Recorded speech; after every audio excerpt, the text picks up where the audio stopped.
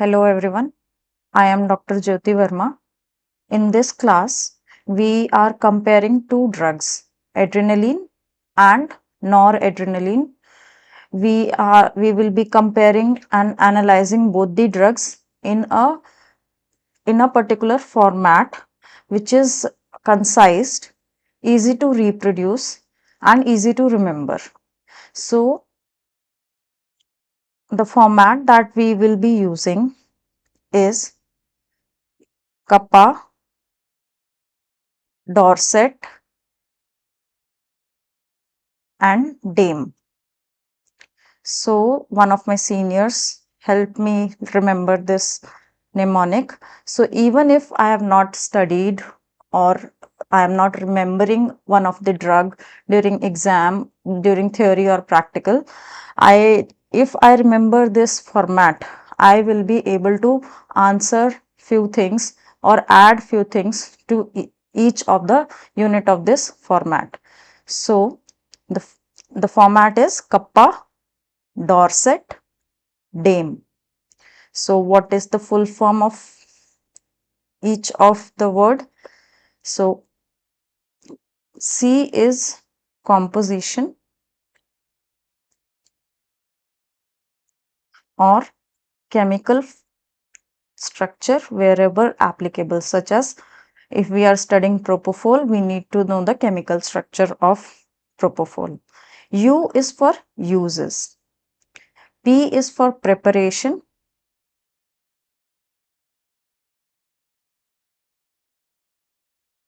A is for actions. So this is kappa.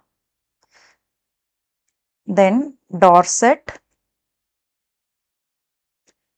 D is for dose. O is for onset of action.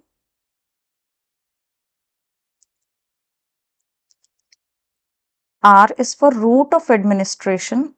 What are the various routes of administration of a particular drug?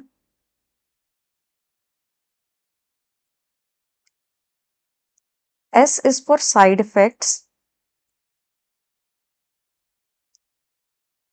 E is for everything else. Everything else, any special thing about that drug. T is for toxicity. In case we have an overdose of this drug, then in order to give an antidote and what are the effects of toxicity, we can write in this unit. Then DAME, this mainly includes pharmacokinetic parameters, that is distribution of the drug, distribution, absorption of the drug, how it is absorbed, metabolism, and elimination. So in our lectures in which we will be discussing drugs, in these lectures this format will be followed for every drug. So starting this video, we will be discussing adrenaline versus noradrenaline. So adrenaline chemical composition, adrenaline tartrate. Noradrenaline is noradrenaline bitartrate. How it is available? It is available in 1 ml ampule and has a concentration of 1 mg per ml. Whereas noradrenaline is available in 2 ml ampule and the concentration available is 2 mg per ml, which is equivalent to 1 mg per ml. So because of oxidation, so we consider the drug as 1 mg per ml. So after chemical composition, after discussing chemical composition, we will come to uses. Uses of adrenaline are many. It is used in ACLS protocol in CPR. It is used in severe anaphylaxis or bronchospasm. It is used in severe asthma. It is used in hemodynamic instability. it is used in weaning a patient from cardiopulmonary bypass, giving inotropic support. It is used in patients with sepsis. It is used along with local anesthetics to increase the duration of action of local anesthetics by providing local vasoconstriction at the site of injection of local anesthetic. It is also used as a test dose for epidural. Lignocaine with ADR is given. Adrenaline shows that the epidural catheter is not in the vascular space, as lignocaine rules out placement of catheter intrathecal.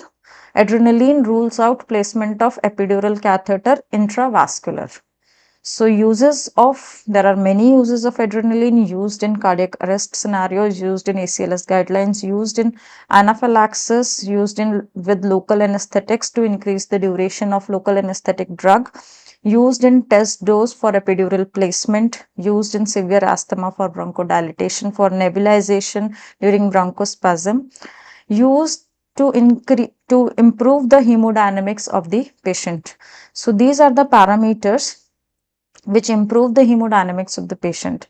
Vasoconstriction increases the venous return. There is increased contractility. The ability of the heart to contract increases. There is increased inotropic effect. And we all know that there is increased heart rate, chronotropic effect, and increased conduction velocity, dromotropic effect. And as we wean a patient from cardiopulmonary bypass, we need inotropic support, so adrenaline is required. It is helpful in patients with sepsis. Whereas if we compare noradrenaline, it is used in refractory hypotension. It is primarily used as a vasopressor. It is used in septic shock, and it is also used in cardiopulmonary bypass for weaning. Just an add-on point, this is not in uses, just an add-on point, norepinephrine is derived from dopamine and epinephrine is derived from norepinephrine. So, after discussing chemical composition, which is adrenaline tartrate and noradrenaline bitartrate, and after discussing uses, we will come to preparation. So, these are naturally occurring, we all know. So, it is preparation will be inside the body only. So, it is synthesized, stored and released from adrenal medulla. We all know that epinephrine is synthesized, stored and released from adrenal medulla. If we talk about noradrenaline, it is a neurotransmitter. It is synthesized and stored in postganglionic sympathetic nerve endings and is released when the nerve is stimulated. So the difference between the two drugs, we have seen that adrenal medulla synthesizes, stores and releases adrenaline, whereas noradrenaline is a neurotransmitter. It is synthesized and stored in postganglionic sympathetic nerve endings, and when the nerve is stimulated, it is being released. Now discussing actions. So, what all receptors are activated? So, beta 2 receptor, beta 1 and beta 2 receptor and alpha 1 receptor. So, at different doses, adrenaline acts at different receptors. So, I will just discuss few things about receptors. So, alpha 1 receptors, talking about alpha 1 receptors, they cause arteriolar vasoconstriction. Arteries get vasoconstricted. There is pulmonary artery vasoconstriction. So, mainly alpha 1 increases the venous return. And where alpha 1 receptors are present? They are present in cutaneous vessels, they are present in splanchnic, and they are present in renal. So, this is the placement of alpha 1 receptors. Then if we talk about beta 2 receptors, so beta 2 receptors causes vasodilatation. So, alpha 1 causes vasoconstriction, beta 2 causes alpha 1 causes vasoconstriction, Beta 2 causes vasodilatation. So what will be the effect? Suppose there is an organ which contains both alpha 1 plus beta 2 receptors. So will it vasodilate or will it vasoconstrict? Give it a thought. So what will happen is,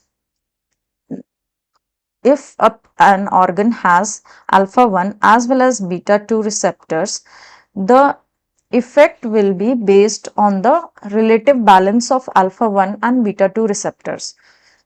It will depend on the vascularity of that organ, and it will depend on the presence of number of alpha 1 and beta 2 receptors, as well as on the dose. It will also depend on the dose of epinephrine we are using. Then beta 1 receptor, there is only at the dose of 2 to 10 mics per minute, and beta 1 causes increase in heart rate, increase in myocardial contractility, and increase in cardiac output. So epinephrine increases the heart rate and increases the how it increases the heart rate, increases the phase 4 of depolarization, and it increases the conduction velocity. We will be discussing later on also, and it decreases the refractory period. So there are increased chances of tachycardia, premature ventricular complexes, ventricular tachycardia, and ventricular fibrillation. So what are we are discussing actions. So actions depends on the receptors that are activated. At low dose of epinephrine, beta 2 is activated. Beta 2 vasodilates, mainly present in skeletal muscles and also in bronchodilation via dilatation via cyclic AMP. So there is vasodilatation at 1 to 2 mics per minute dose by activating beta 2 receptor. So we have to remember that at low dose of epinephrine, there is vasodilatation of skeletal muscles and bronchodilation, and this is at very low dose. At dose of 2 to 10 mics, there is activation of beta 1 and beta 2 receptor, leading to increase in heart rate, increase in myocardial contractility, and increase in cardiac output. At higher doses, which we normally see in ICUs and in high risk cases, at more than 10 mics per minute, there is increased vasoconstriction of the arteriolar, pulmonary, and cutaneous splanchnic renal vessels. Mainly there is vasoconstriction, leading to increased venous return and increased hemodynamic stability. So this is the action of epinephrine. If we compare this with norepinephrine, norepinephrine mainly acts on alpha 1, and norepinephrine acts in a range of 4 to 12 micrograms per minute, and it has very minimal effect on beta. It has very minimal effect on beta 2 receptor. So as we have discussed here, beta 2 was causing vasodilatation and bronchodilation. So this is not seen in case of norepinephrine. We have to remember this difference between the two drugs, that norepinephrine is mainly used as a vasopressor because it mainly acts on alpha 1 receptor and causes vasoconstriction, and it has minimal effect on beta 2 receptor and does not causes bronchodilation. So after discussing the action, we have metabolic actions as well of both the drugs. So epinephrine has most of the metabolic actions and norepinephrine has minimal metabolic effects.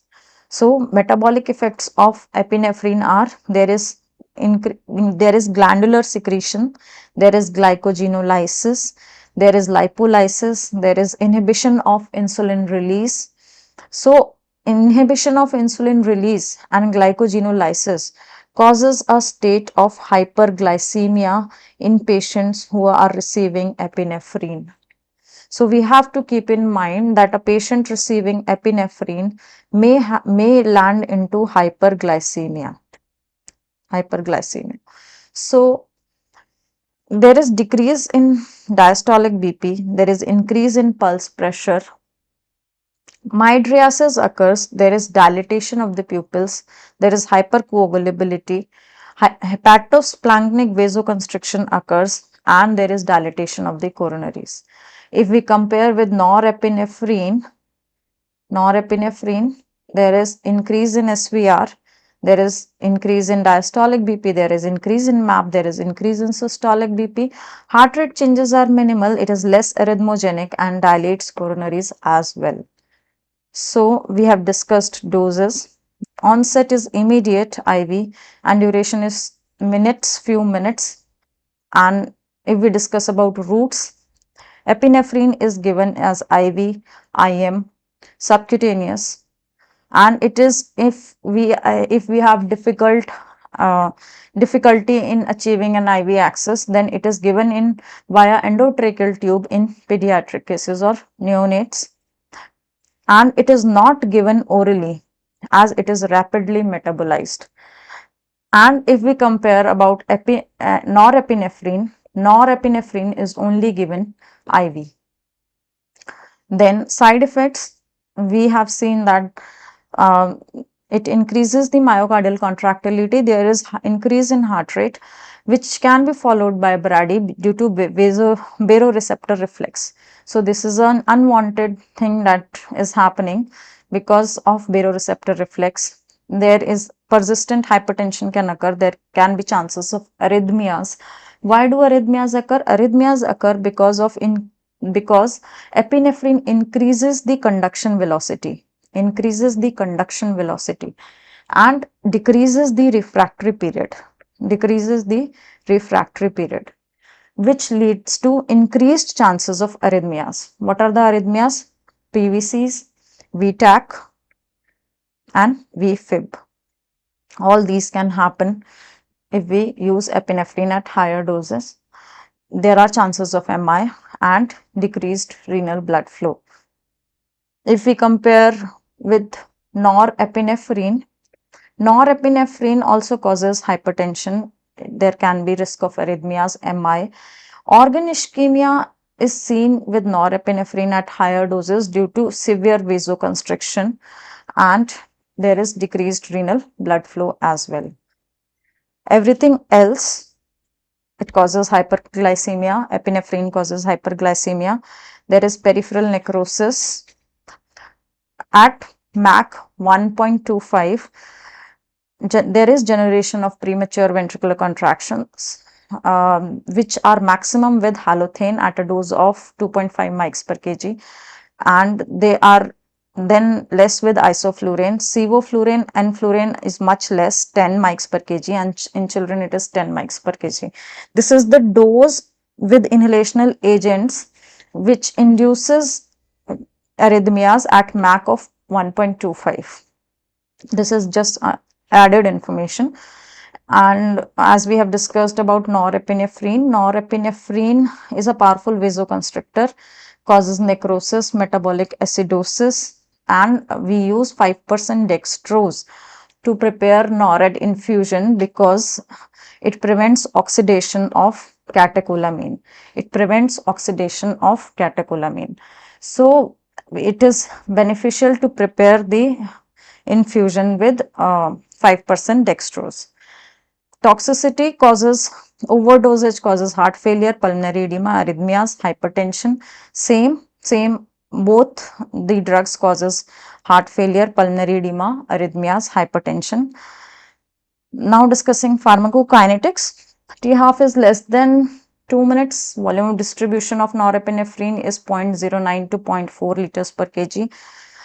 Epinephrine is poor lipid soluble, so less CNS effects, and there is a difference in metabolism of both the drugs. Epinephrine is metabolized by COMT and monoamine oxidase, and norepinephrine, whereas, is metabolized primarily by reuptake of adrenergic nerves and secondarily by COMT and monoamine oxidase. So this was our concise and easy to remember way of learning both the drugs and reproducing them in exam. Thank you for your time. Please like this video if you like the content. Please share and subscribe. And if you want to suggest, please comment. Thank you so much.